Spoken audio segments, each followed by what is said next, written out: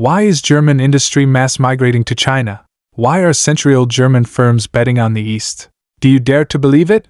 In October 2024, Volkswagen used bulldozers to level 3 of its domestic factories with nearly a century of history, including the Emden plant built in 1914. Immediately after, they turned around and smashed 16.8 billion renminbi into building a smart electric vehicle R&D center covering over 1 million square meters in Hefei, Anhui.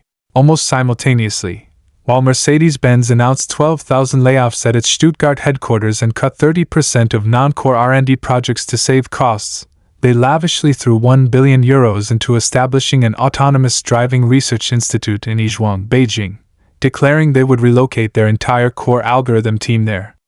These industrial giants, rooted in German soil for 100 or 200 years, are ignoring their foundations at home and desperately moving their family fortunes to China. Is this collective dementia, or is there a hidden secret that cannot be spoken? This is not sporadic investment, but a systematic, grand industrial move. In the small city of Taicang, Jiangsu, over 560 German enterprises have gathered. Among them, more than 60 are the industry's top, hidden champions, those ruthless players with little public fame but globally dominant technology. It took 14 years for the first 100 German companies to arrive here, but the jump from the 400th to the 500th took only 2 years. This is equivalent to a German company arriving with its luggage to report for duty every single day, a speed crazier than the rush for train tickets during the Spring Festival. Even more subversive is that they are not just setting up factories, but selling themselves, root and branch, to Chinese enterprises. This level of decisiveness has caused even the German media to drop their jaws. In early 2025, JD.com spent a massive 2.2 billion euros to acquire Germany's largest electronics retail group, Ceconomy. This giant, which owns famous chains like Media Market and operates thousands of stores across 14 European countries, holding half of Europe's appliance retail market, had never previously thought of changing masters. In March of the same year, Meili Tech's acquisition of the German ACPS Group carried even more weight. This company, with nearly 70 years of history, holds over 200 patents for high-end automotive tow bars and has supplied Volkswagen, Mercedes, BMW, and even Tesla for over 20 years. Every third high-end car towing system in the world comes from them. These old aristocrats, once revered in German industrial circles, are disregarding their century-old domestic foundations to actively throw themselves at Chinese capital. The survival code hidden behind this is more shocking than one might imagine. Is German industry failing, or does China hide temptations they simply cannot refuse? Next, let's dig into the truth of this migration of the century. Look at the dilemmas of Western industry, and discuss why China has become the new lighthouse of global industry. First, look at the crazy operations of German enterprises. From April to October 2024, Volkswagen, Bayer, and Mercedes intensively invested over 20 billion euros in China, equivalent to investing over 100 million euros every day. Even more ruthless is the routing of the entire industrial chain. Volkswagen's EV capacity in China hit 800,000 units, with 90% of parts purchased from China. BMW's Shenyang factory achieved 100% localized production. Even the arrogant Leica camera moved its high-end production lines to Shenzhen. Now, 60% of Leicas globally are made in China, with core lens calibration relying entirely on Chinese engineers. In contrast, the United States has been shouting about manufacturing reshoring for a decade, but it has ended up empty. Ford SUVs produced in the US cost $5,000 more than the same model made by Toyota in Japan.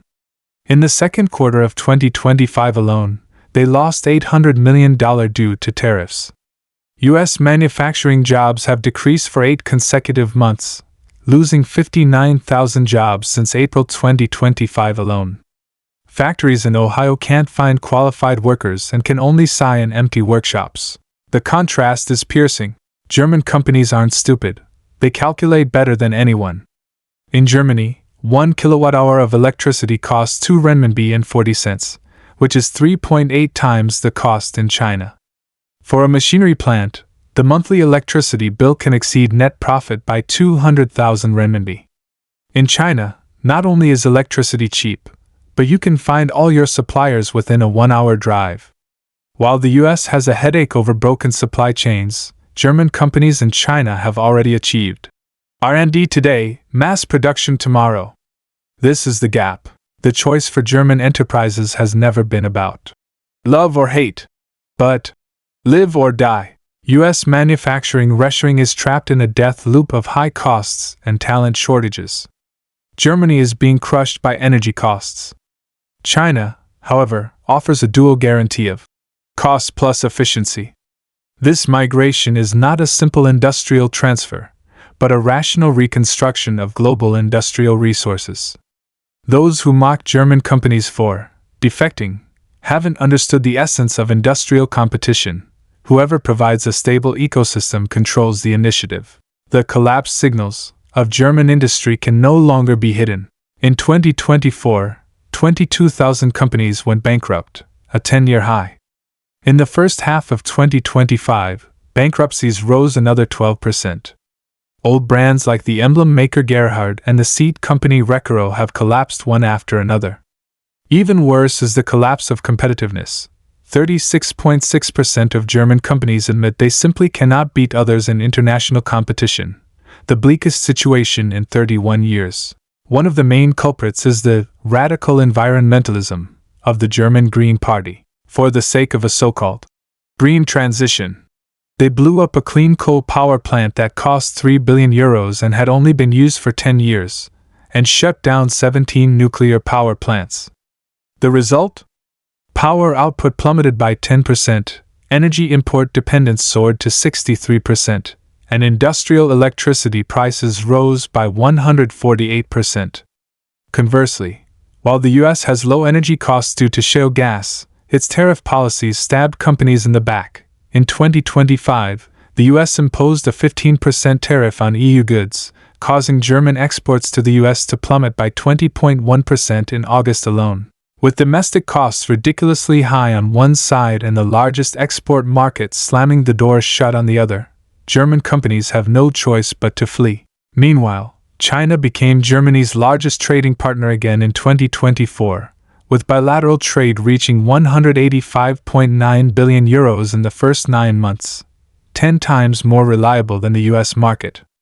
Like a man dying of thirst finding a spring, German companies would be truly crazy not to run to China. The decline of German industry is a tragedy of ideology kidnapping the economy. The Green Party ignored industrial survival for political correctness, and the US wielded the tariff stick wildly to protect local industries. Both ultimately forced enterprises toward China. This confirms a truth: industrial development cannot tolerate empty dreams. Only a market like China, which balances environmental protection with industrial needs and persists in open cooperation, can become a safe haven for enterprises. The flight of German companies is a wake-up call for Western policymakers. Don't think German companies are coming to China just because it's cheap. They are eyeing China's new cost advantage, which is the most subversive secret. The first is the innovation cost advantage. In Germany, developing a car takes 5 to 7 years. Volkswagen's R&D center in Hefei has shortened this cycle by 30%. In the era of smart electric vehicles, technology iterates like lightning. The R&D speed of Chinese engineers, working in shifts around the clock, leaves Germany's conservative decision-making processes in the dust. Comparing European automakers, BMW and Mercedes have to wait 5 years just for environmental assessments to develop smart driving at home. In China, after Mercedes invested in Xianli technology, they launched an autonomous driving system adapted to Chinese road conditions in just 3 months. The US is even worse off, facing a gap of 2.1 million high-skilled manufacturing jobs. TSMC's US factory has been delayed repeatedly because they can't hire workers. China has the most engineers in the world.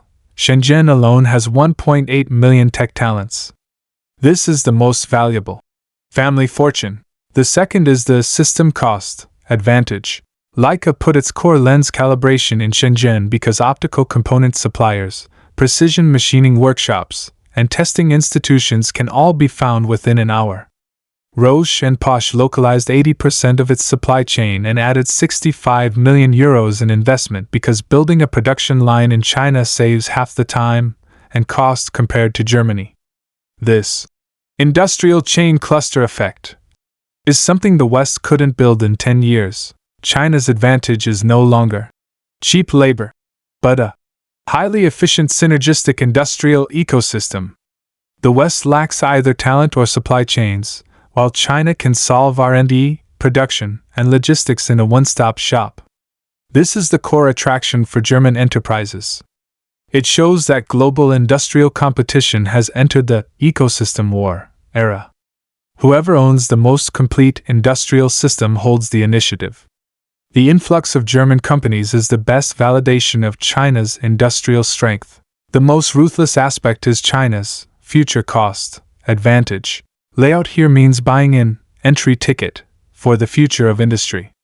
BMW investing 2 billion euros in a hydrogen fuel cell production line in Shenyang isn't to make money now, but because China is the world's largest new energy vehicle market, and the power to set rules for hydrogen energy will likely reside here. Bosch planning to invest 7 billion renminbi in Suzhou is to use China's massive data to train autonomous driving algorithms. Otherwise, they won't even keep up with future technical standards. The West is missing out on the future. The US engaged in decoupling and breaking chains, trying to move supply chains back home, resulting in a manufacturing trade deficit of $1.2 trillion in 2024. The EU engaged in carbon tariffs to block Chinese products, only to increase costs for their own companies by another 10%. UN data shows China's manufacturing value-added accounts for 31% of the global total, ranking first for 14 consecutive years. For the first time, the share of developing countries has surpassed that of developed countries. The eastward shift of the global industrial center of gravity is a done deal. German companies see it clearly. If they don't take root in China now, they will be eliminated by global industry in the future. Just like JD buying Seconomy wasn't just buying a retail company, but using it to push the Chinese e-commerce model to Europe. Meili Tech acquiring ACPS was about getting the key to enter the global automotive supply chain. This two-way rush is more formidable than simple investment. The grand industrial move of German enterprises is essentially a strategic choice to bet on the future. The West is addicted to trade protectionism and ideological confrontation, while China focuses on building an open, efficient industrial ecosystem, becoming the innovation source of global industry. This tells us that future industrial competition is not about closing doors for protection, but opening doors for cooperation. Whoever embraces the world's highest quality resources will win the final victory.